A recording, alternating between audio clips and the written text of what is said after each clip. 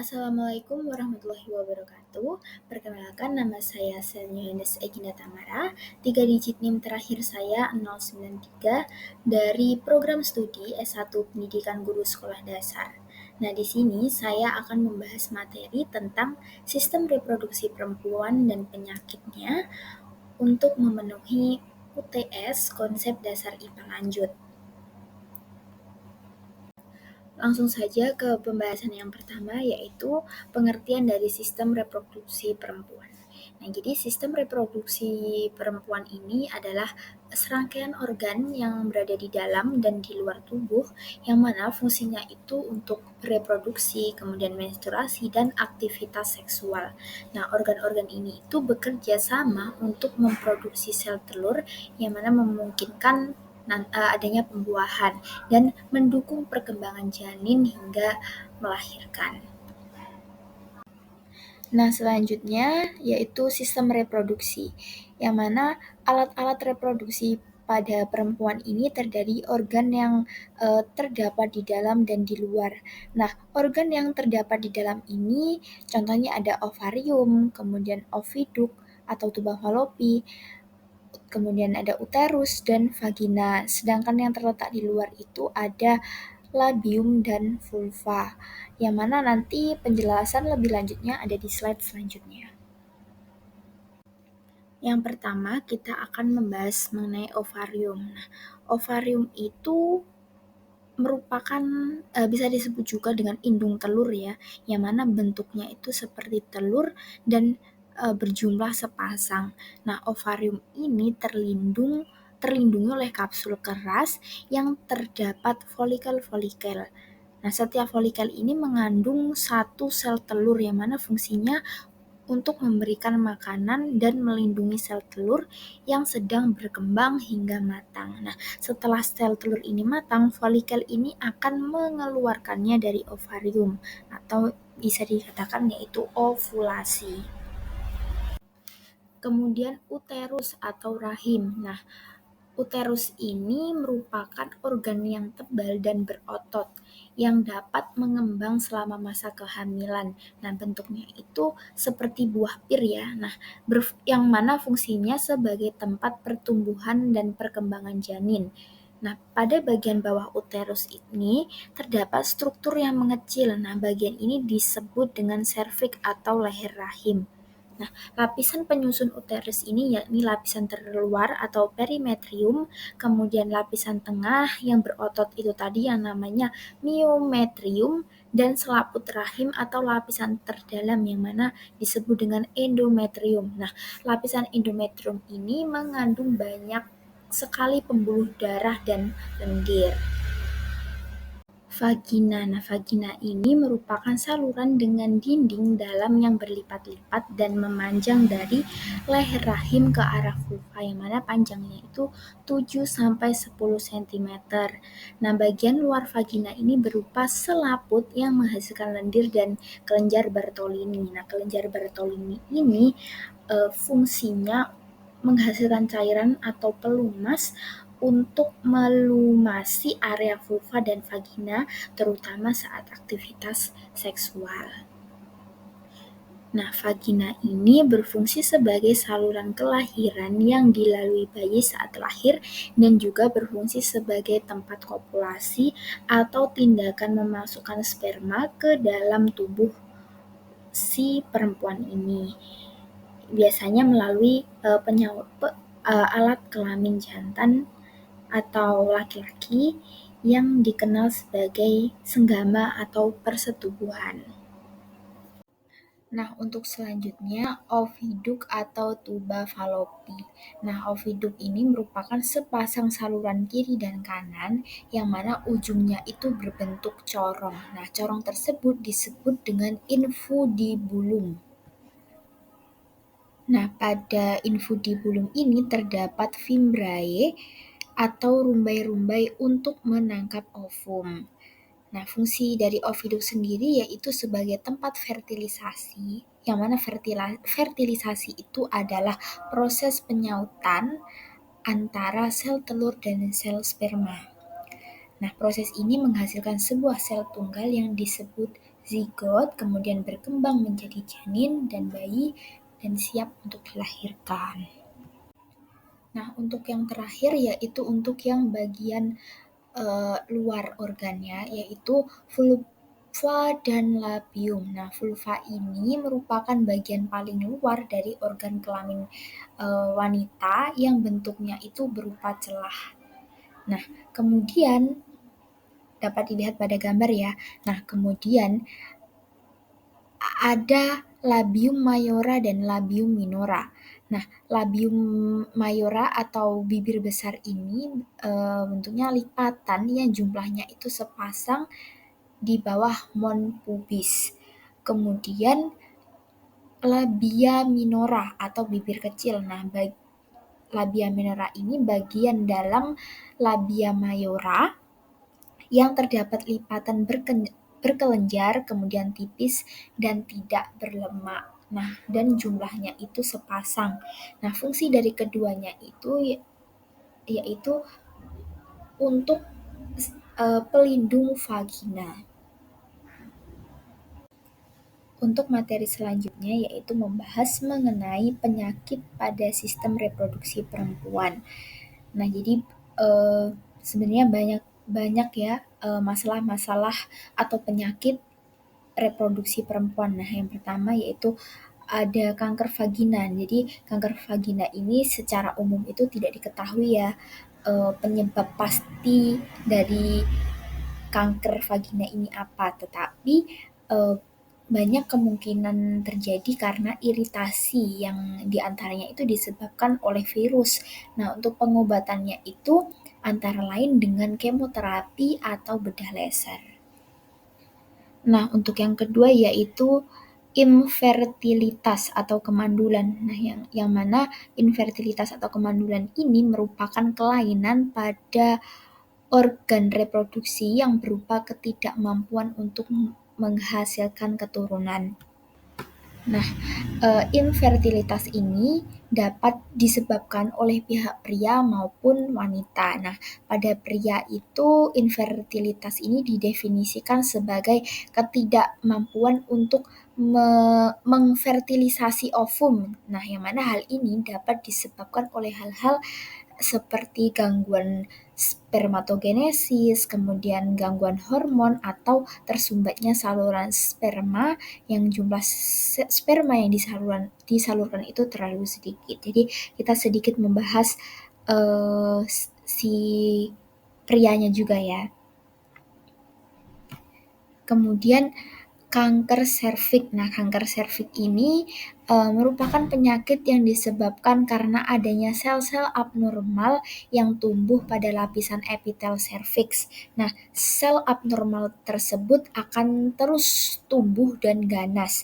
Nah, hal tersebut itu membuat yang ada di sekitar leher rahim jadi kurang berfungsi. Nah, pengobatan kanker serviks ini umumnya dilakukan dengan mengangkat rahim, oviduk, ovarium, atau sepertiga dari vagina bagian atas.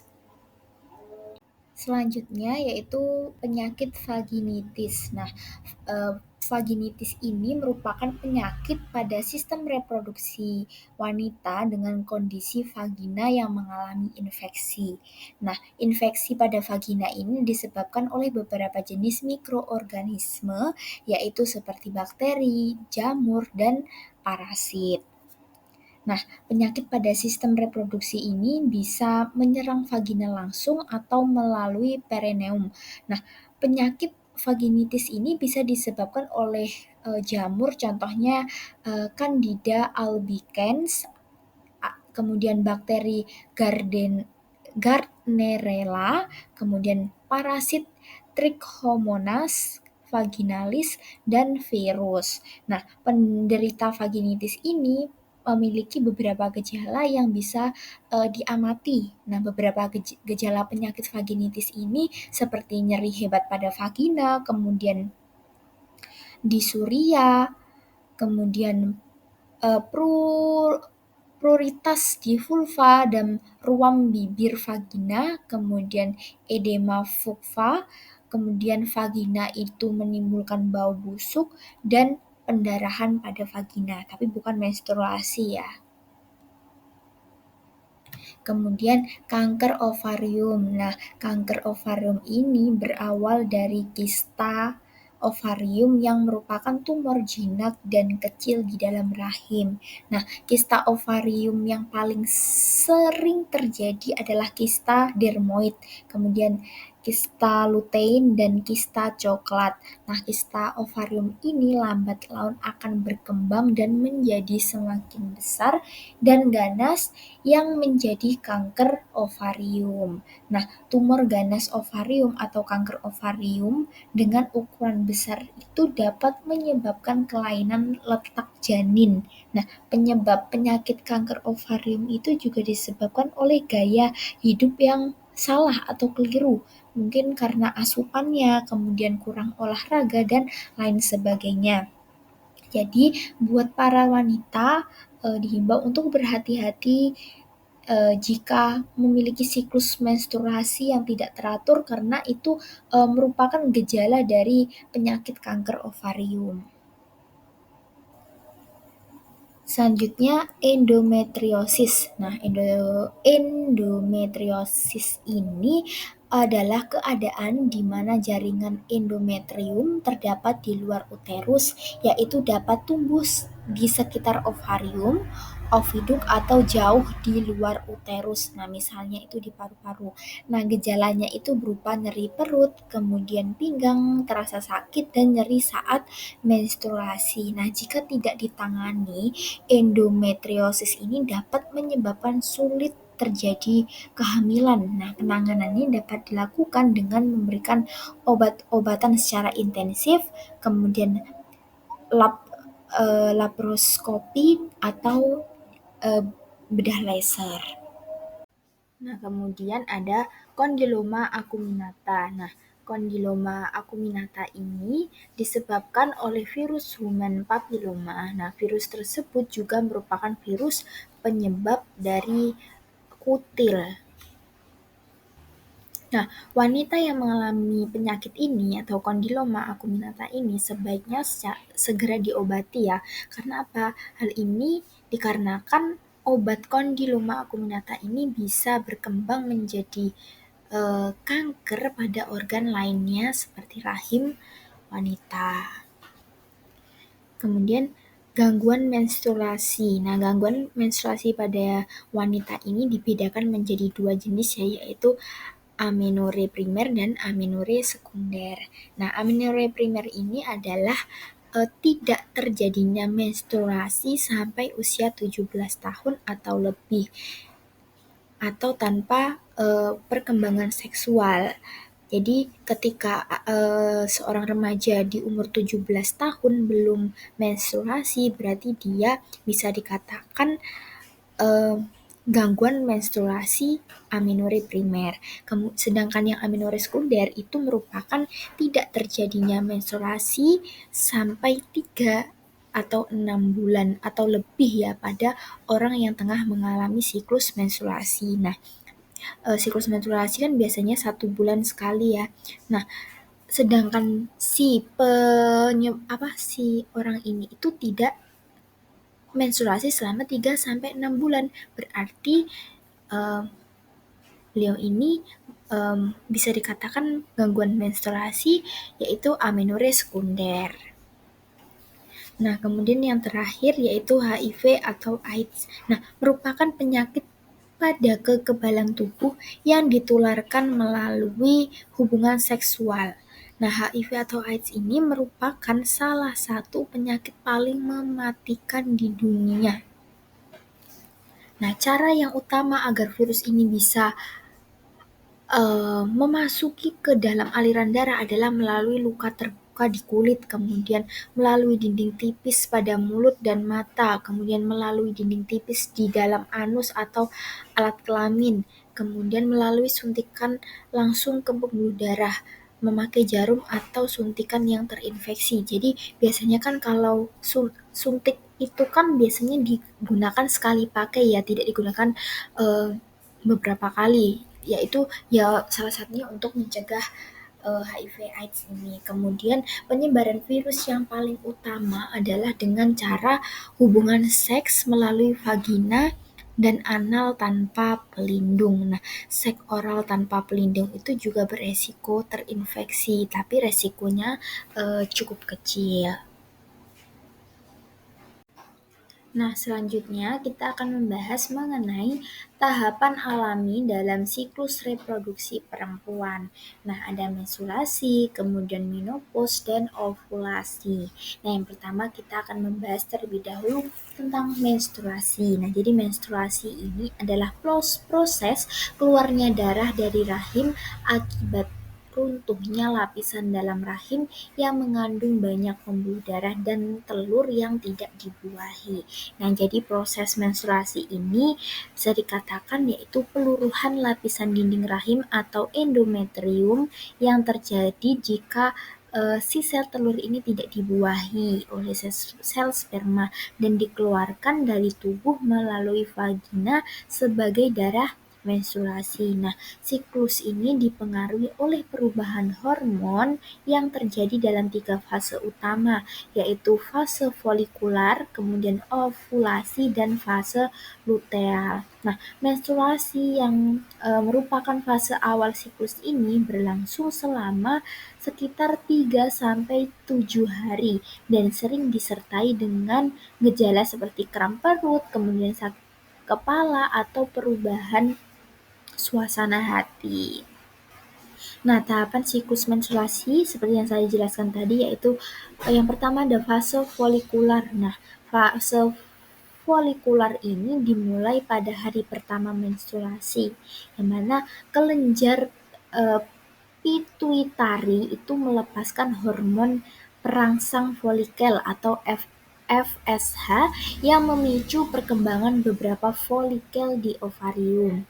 Nah, salah satu folikel akan tumbuh lebih besar dan menghasilkan hormon estrogen yang menebalkan lapisan dinding rahim atau endometrium untuk persiapan kehamilan.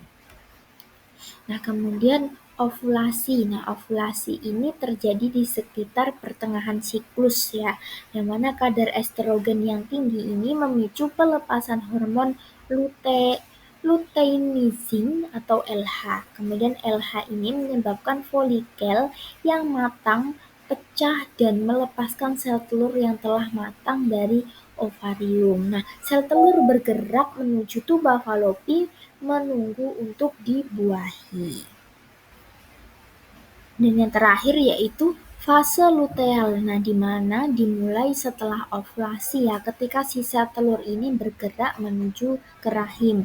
Nah, folikel yang pecah ini berubah menjadi korpus luteum yang menghasilkan hormon progesteron dan estrogen. Nah, hormon-hormon ini mempertahankan lapisan endometrium yang menebal untuk implantasi embrio jika terjadi pembuahan.